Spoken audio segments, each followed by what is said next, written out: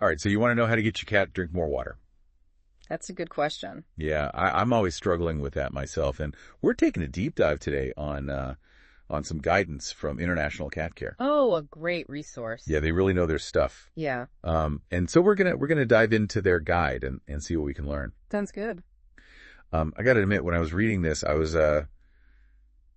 pretty surprised by some of the things I learned. Like, did you know that water temperature actually plays a role in how much a cat's willing to drink? Really? Yeah. Interesting. Yeah, so that's just one of the things we're going to be diving into today. But let's start with the basics. Why is hydration so important for our cats? Yeah, it's such a fundamental part of their health and well-being. You know, it impacts their organs, especially their kidneys, helps them get rid of waste. It helps regulate their temperature, even the joints. I never thought about the joint thing. Yeah, and you know, especially if they have like urinary tract issues or kidney disease, it's even more important for them to stay hydrated. So it's really, really important. It is. Okay, so we know that it's important. Yeah. But cats are such picky drinkers. Oh, tell me about it. They just refuse to drink sometimes. It's so frustrating. It's like they're trying to drive us crazy. Well, it's not exactly that. It actually goes back to their instincts. You know, in the wild, stagnant water could be really dangerous for them, full of bacteria and parasites. Oh, that makes sense. So they evolved to prefer fresh running water. It's just in their DNA. So they're not being difficult. No, not really. They're just trying to survive. Exactly. Okay, so how do we work with that? Well, International Cat Care has some really good advice about setting up the perfect water bowl. Okay, the water bowl. Yeah, it's not just about putting out any old bowl. Right. There's a lot to think about, like the material, the shape, how full it is, where you put it. I never would have thought about all that. Yeah, they even talk about whisker fatigue. Whisker fatigue. Yeah, apparently a cat's whiskers are super sensitive. And if their bowl is too narrow, it can actually irritate their whiskers when they try to drink. So they don't want to drink. Exactly. So wider, shallower bowls are better. Oh, okay. So what about material? Like what kind of bowl is best? They recommend glass metal or ceramic plastic. Plastic can hold on to odors, which cats don't like. So you want to make sure it's appealing to them. Yeah, definitely. And they also say to keep the bowl topped up. Yeah. A full bowl signals to them that there's plenty of fresh water available. Oh, so it's not just about the quantity. No, it's about how they perceive it. That's interesting. And where should we put the bowl? Away from their food. Apparently, they like to keep those things separate. Oh, so like designated eating and drinking areas. Exactly. And somewhere quiet. You wouldn't want to drink next to a highway. Definitely not. And it's a good idea to have multiple bowls, especially if you have more than one cat. Okay, makes sense. So we've got the bowl situation figured out. Yeah. But the guide also talks about running water. Oh, yeah. Cats love running water. Why is that? Again, it goes back to their instincts. In the wild, running water is more likely to be clean and fresh. So it makes them feel safer. Exactly. So things like water fountains or even a dripping tap can really encourage them to drink. That's so cool. Yeah, there are all sorts of fun options. You can even put a ping pong ball in their bowl. A ping pong ball. Yeah, it makes the water move around. So it's like a game for them. Exactly. Yeah. And did you know that cats can actually be water snobs? Water snobs? What do you mean? I mean, they can have preferences for certain types of water. Really? Yeah, it might sound silly, but their senses of taste and smell are so much stronger than ours. So they're like little water connoisseurs. Exactly. And the International Cat Care Guide actually suggests experimenting with different types of water, like tap water if it's safe filtered water, bottled water, even rainwater. Rainwater? Yeah, why not? You never know what your cat might prefer. So it's like a taste test for our cats. Exactly. And finding the right water could be the key to getting them to drink more. So we've got to find their favorite flavor. Okay, so we've got the water bowls, we've got the running water, we've got the different types of water. What else can we do to encourage them to drink? Well, the guide also talks about incorporating other liquids into their diet. Oh, like what? Things like broth from cooked chicken or fish tuna water. You can even make homemade cat soup. Cat soup. That sounds interesting. It's a fun way to get them to drink more. And it makes sense. Since they're obligate carnivores, they thrive on meat-based protein. So those meaty liquids are really appealing to them. Yeah, and they can be really good for them too. But it's important to remember that not all liquids are safe. Oh, right. Like salty things like brine or a no-no, and milk can actually upset their stomach. Really? I always thought cats loved milk. Yeah, it's a common misconception. And you should never give them anything with onions. Onions are toxic to cats. Exactly. So stick to the guide's recommendations. Okay, good advice. So what if you've tried all of that and your cat still isn't drinking enough? Well, there are a few other things you can try. The guide talks about making subtle changes to their environment. Oh, Good example. Did you know that cats generally prefer room temperature water? really? Yeah, it turns out that the flavor of water is more pronounced at warmer temperatures. Hmm. So letting the tap water sit for a bit, or even using lukewarm water might make a difference. So it's all about those little details. Exactly. You gotta cater to their sensitive palates. I'm learning so much today. Yeah, too. Any other tips? Well, they also talk about the importance of diet. Diet. Yeah, incorporating wet food into their diet can be a great way to boost their fluid intake. Oh, right, because wet food has a lot more moisture than dry food. Exactly. It's like sneaking veggies into a kid's pasta sauce. I love that analogy. And if your cat is a dry food fan, you can try adding a bit of water to their kibble to soften it up. Oh, that's a good idea. Yeah, just little tweaks can make a big difference. Mm-hmm. But the most important thing is to be patient. Patient. Yeah, cats are creatures of habit, and they don't like change. Tell me about it. So make changes gradually and don't give up. Consistency is key. Exactly. Okay, so we've covered a lot of ground today. We have. What are some of the key takeaways you'd like our listeners to remember? I think the biggest takeaway is that even small changes can make a big difference in a cat's hydration.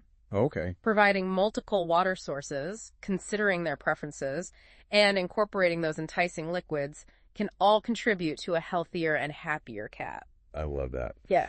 And it's so important to remember that observing our cat's drinking habits can tell us a lot about their overall well-being. Absolutely.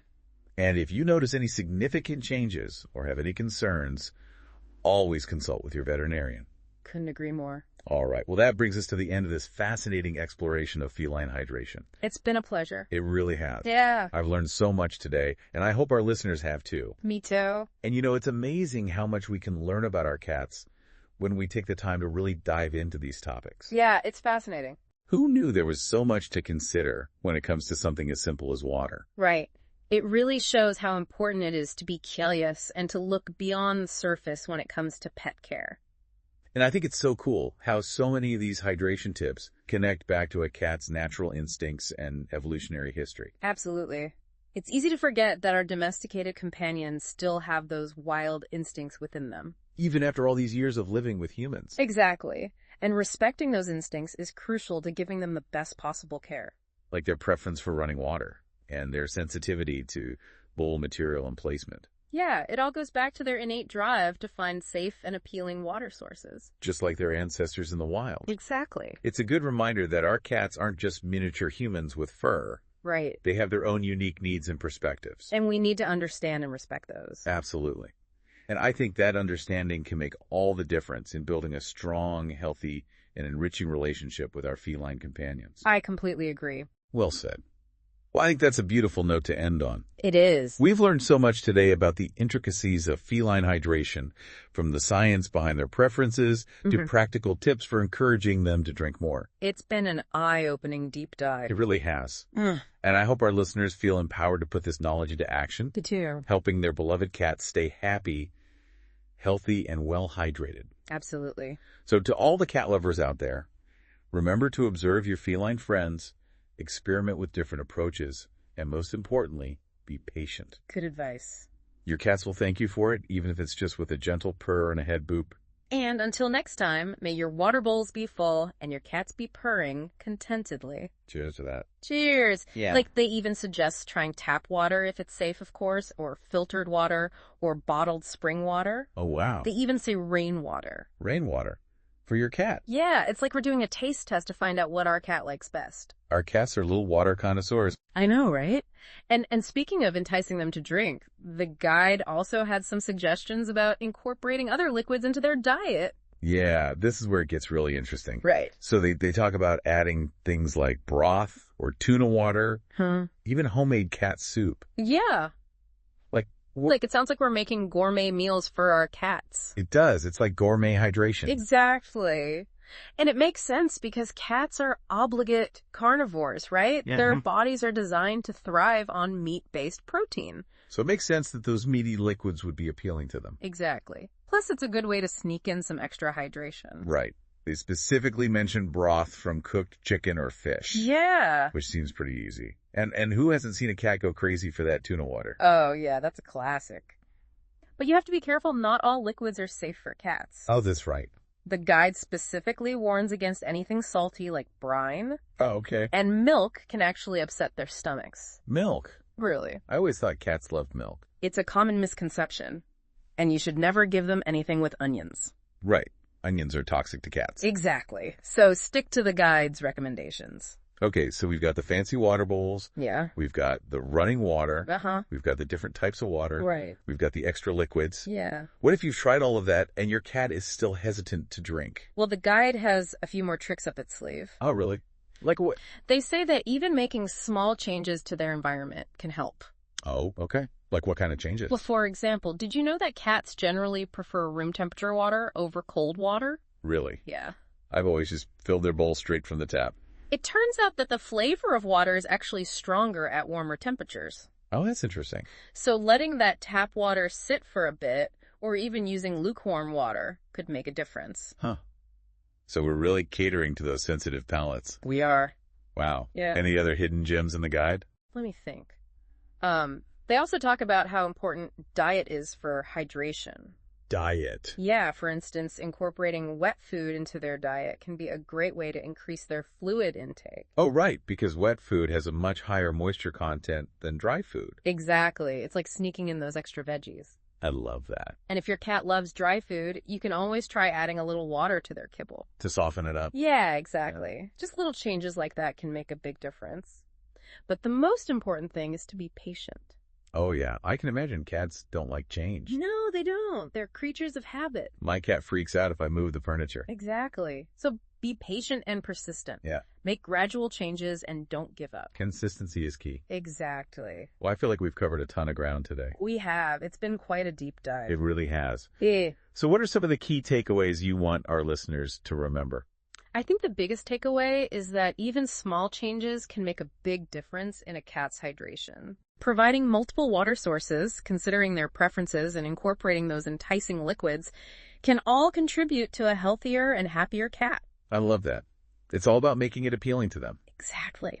And I think it's also important to remember that observing our cat's drinking habits can tell us a lot about their overall well-being. Right. If something changes drastically, that could be a sign that something's wrong. Exactly.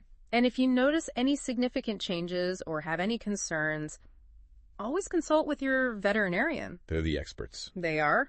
Well, that brings us to the end of our deep dive on cat hydration. It's been a fun one. It really has. I feel like I learned a lot. Me too. And you know, it's amazing how much we can learn about our cats. Yeah. When we really take the time to dig into these topics. It is fascinating. Who knew there was so much to think about? I know, right? When it comes to something as basic as water.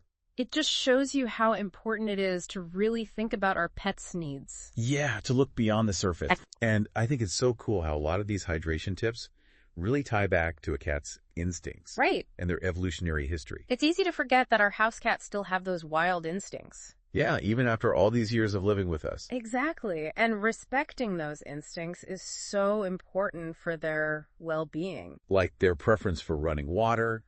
Or their sensitivity to bowl material and placement. Right. It all goes back to their natural drive to find safe and appealing water. Just like their ancestors in the wild. Exactly.